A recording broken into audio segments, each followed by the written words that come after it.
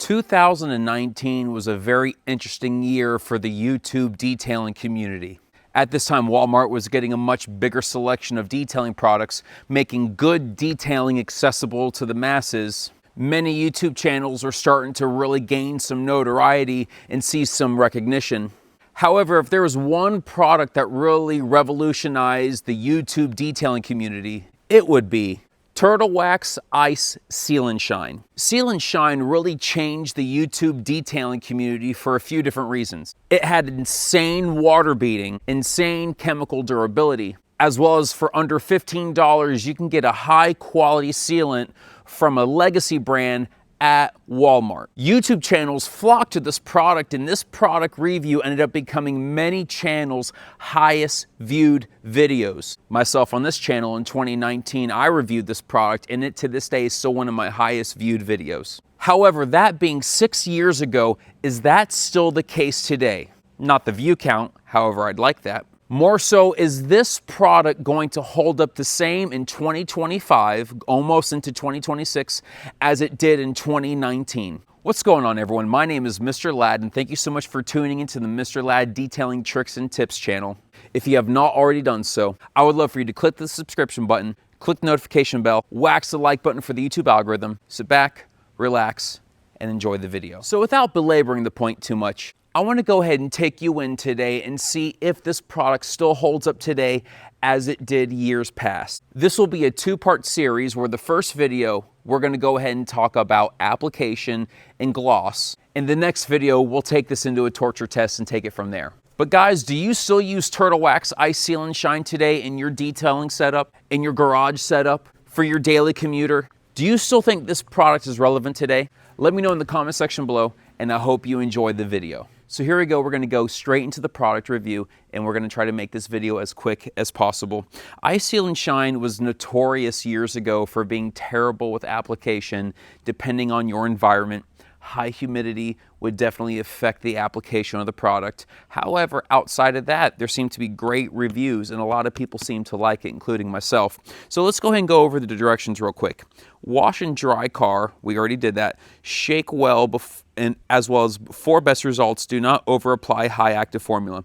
This is one of those things where the less you use, they're claiming, the better it's going to be. Use 2 sprays per panel. Spread and wipe with a clean folded microfiber cloth. Use a separate microfiber cloth to remove. Fold cloth as needed. For best performance, paint should be free of oxidation and surface contaminants. Clay or polish finish first if needed. Use a damp microfiber cloth to remove high spots and streaking. So that's what we're going to do today. We already cleaned the vehicle. The hood's already cleaned up. I clayed it. I even polished it. I did a quick little one-step here. I'm going to apply the product on half of the hood, and we're going to see 1, what is the water beading like? 2, what is the gloss like? And 3, how is the slickness for a product like this? I bought this on Prime Day for about $11 on Amazon. I think this is 16 ounces here. It was a good buy. And I'm really curious to see, will this product hold up in 2025 going into 2026? First things first, let me change the camera angle. Let's go ahead and let's do it on the passenger side of the vehicle. I'm going to do it as recommended, and I'm going to do 2 sprays on this side of the panel. I'm trying to do it in direct sunlight, however, with the direction of the shade, it's hitting here. It is what it is. The reason why I'm doing it on this side is because I'm right-handed and makes it a little bit easier for application. So first, I'd like to see how does it smell, if it still has the same iconic smell as before. Yep, still the same fruity synthetic smell. Here we go. So it says 2 sprays per panel. You can usually separate a hood into 2 panels, so we'll do 2 sprays and apply. Try not to let it sit too long and hope that we don't have any high spots.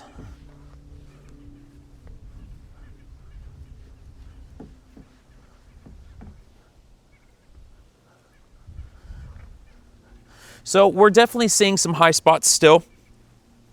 It's a little bit easier to apply. However, that's probably just because of my environment. You know, with that being said, you want it to be, you don't want to deal with all that rubbing and all that rubbing up against the panel and everything. So what I'm going to do is I still got to go over the whole car, and I do not feel, right here we have a big concentration of high spots. I'm going to actually apply this as I've done in videos past, and I'm going to reapply this section of the car, but I'm going to do a little bit of a different method since we're still seeing some high spots, although it definitely is slick, so that's good. Here I have a foam applicator pad that I have just damp. As I squeeze it, some water comes out, but I would consider this in the damp category. And I've noticed that products that are finicky with application, if you apply it with a damp applicator, it's going to be so much better. So damp applicator, I'm going to do 2 sprays in it. There you go. You can see I did the 2 sprays. And I'm going to apply it section by section. Let's get the other towel out. So I'm going to spread this half a hood into sections. I probably should even do smaller than that.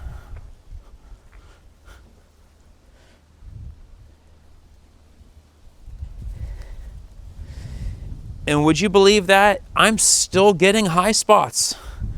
That is unbelievable. Okay, so that's funny because before I would be able to apply with a damp applicator and I would have no high spots. Here I'm applying with a damp applicator and the high spots are even worse than before. So in attempt to find the best method possible for this product, let's go ahead and try a different method. All right, so I'm going to do kind of more of a 4-step method, which I'm not a big fan of. However, if you're going to get great results, maybe it's worth it. Who knows, right? So I've got the initial application towel. I'm going to have the removal towel. For the high spots, I have a wet towel or a damp towel to go over, and then I follow up with the drying towel or the removal towel one more time. So I'm going to spray directly, shake it again. I'm going to spray directly into the towel this time. I'm just going to do, let's do the 2 sprays here. I'm going to do the 2 sprays. I'm going to section off in quadrants here, and I'm going to see if this is a far superior method of application. So definitely already, I don't know if it's been reformulated from years past, but it's easier to apply like this without a damp applicator. Okay, let's head over now. Let's follow up with the damp towel. Any high spots, we'll find out. And the high spots are gone. Okay, cool. So I think we found the method that we need to use if we want to use this product.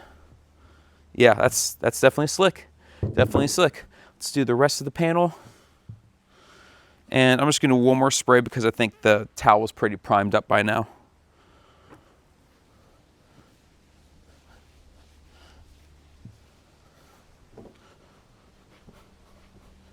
Yeah, we definitely have some high spots. This product is by far no easier to apply than years past.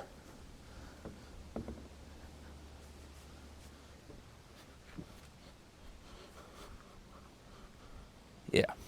So right there, that method takes care of the high spots. Seems to work well. Great. Wonderful. So let's take it to the camera and let's see a couple things. One, slickness. Is it slick? I'd say that's pretty slick, right? It definitely feels slick, and it feels much slicker than this side of the panel. So we've got that going for us. Now, do we notice a gloss boost? I'm trying to look in the camera here. Now, if you come up personally, like if you can see it firsthand, there is gloss enhancement. I see a natural line like right here. There is enhanced gloss, but it is minimal. Now, the thing about Seal and Shine years past is it never claimed to be the highest gloss product. They would probably recommend that you follow up with either one of the Hybrid Solutions product, or my opinion, my favorite product from Turtle Wax would actually be their Ice Spray Wax. I love that product. That is a glossy product. But with that being said, you would follow up with that for the gloss, but this is probably a notch or two glossier. Hopefully you can see it in the camera, but a notch or two glossier. So with that being said, what's the water repellency like, or what's the hydrophobic properties like? So I have my pressure washer set up here. Once again, this side of the panel is protected. That side of the panel is just polished and wiped down. That's just bare right there. So I want to go ahead and see what is the hydrophobic properties like. What kind of beading are we looking at? Years past, it would be really good water beading. However, it wasn't the best water beading, but we'll see.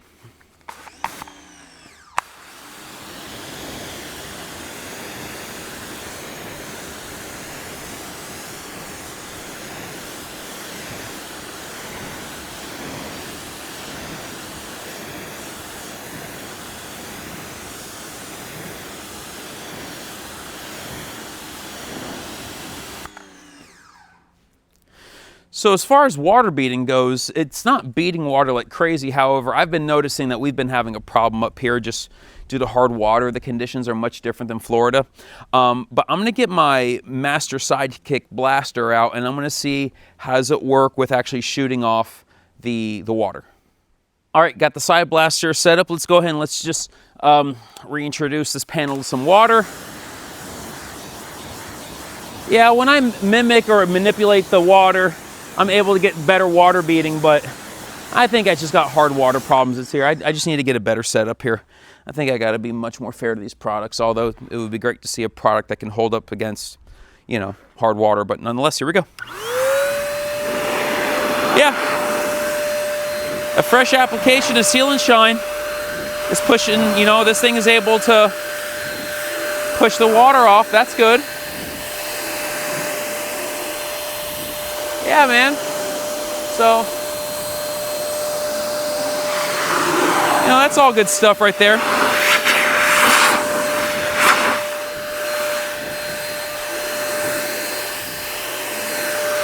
Yeah, pretty good. If I had a leaf blower, that would be even better. However, slick, it's a little water on the panel, but it's pretty good for what it can do, you know, for what it is. There you guys have it. That was a quick application video of Turtle Wax Ice Sealant Shine. So as I went ahead and I started to go around the vehicle, I noticed I was getting some smears around the vehicle. I would go ahead and take the dry towel with 2 sprays on it, apply, remove with the dry towel, follow up with the damp towel, and then remove again with the dry towel. And although that method was working, I was finding that it was also working against me because it would smear and smudge extremely easily, meaning that there was still residue on the panel. So in order for me to solve that problem, I went ahead and as I was applying it, I went back to the old method that I initially said was the way I like to apply it. But instead of using an applicator pad, I used a damp towel.